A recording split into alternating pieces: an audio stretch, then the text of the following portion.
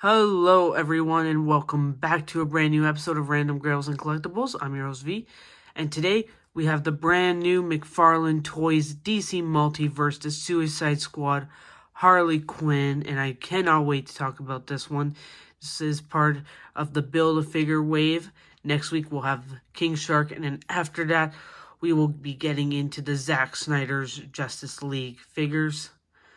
And that one will include both Wonder Woman 1984 figures, and then after we're done the Zack Snyder Justice League, if I haven't received the Birds of Prey Harley Quinn yet, we'll just talk about obviously the Green Arrow, and then talk about some other because I have a bunch of DC Multiverse figures. I have been collecting them for such a long time, and I have so many, and I really want to talk about them, so we'll have other ones to talk about, and of course we'll come back to this every time we get new movie figures. But without further ado, let's get into the video. So let's start off by talking about the accessories that Harley Quinn comes in. We have our usual DC Multiverse stand. We have our usual collector card. Now for this purpose of doing this, I will take it out just so you guys can have a read up. I know a lot of people complain because they can't really do a read up on the card, so I will take it out and try to focus that lighting. Let's see if I can focus the lighting a little bit. Oh, I made it too bright. Do you guys read it? If you guys can hopefully pause the video and read it. Yeah, so hopefully you guys can pause the video and read it. I might start taking pictures of my DC Multiverse cards and putting them in my stories for people to obviously read up on the cards as videos come out. So that's what I'm probably going to do. And I'll probably have the read-ups for all four Suicide Squad ones, plus the other figures that I've done and talked about, and I'll have the cards up in my stories to do it. So make sure you follow me on Instagram. So here we have Javelin's Javelin. Obviously, Harley Quinn acquires it after Javelin dies in the Suicide Squad movie. Sorry for that little spoiler. It's a very nice, very nicely sculpted detail. And now let's take a look at Harley Quinn. So I love how much this looks like Margot Robbie. Obviously, when you put it to the card, just that likeness is so much there. And everything about it is there. I love all the tattoos she has. I love the face sculpt. Can you guys see that face sculpt?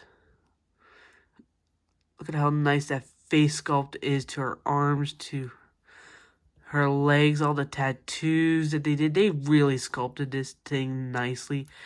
I did notice a bit of a misprint right here. It says property of no on instead of no one. So it says property of no on. I don't know if you guys can see that or read it here. I don't know. But yeah.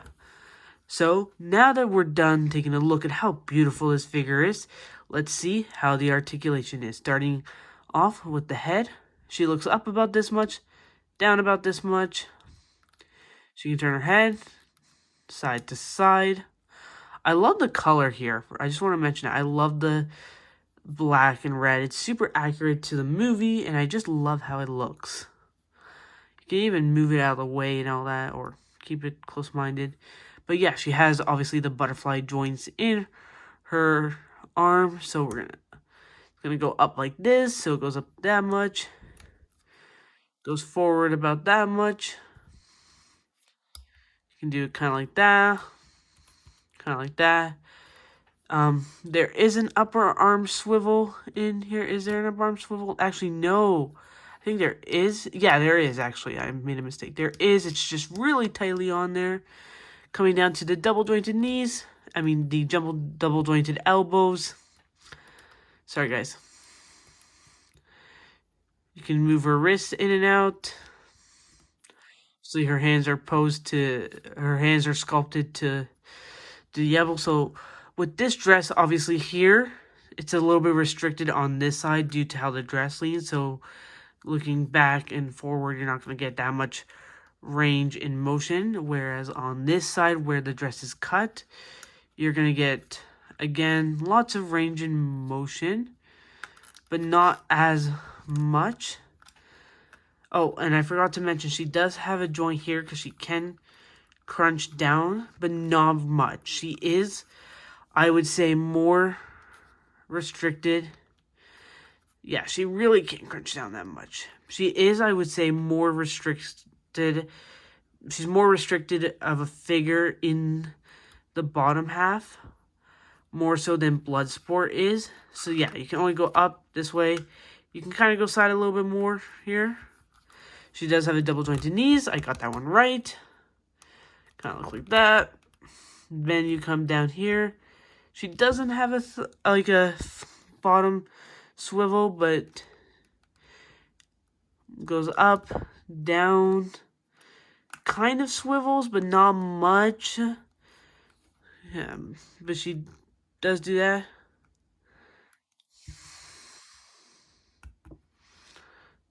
Kind of has a nice toe crunch, and yeah. So as far as obviously articulation, she is a little bit restricted on the restricted side with articulation. Let's try to get her to stand.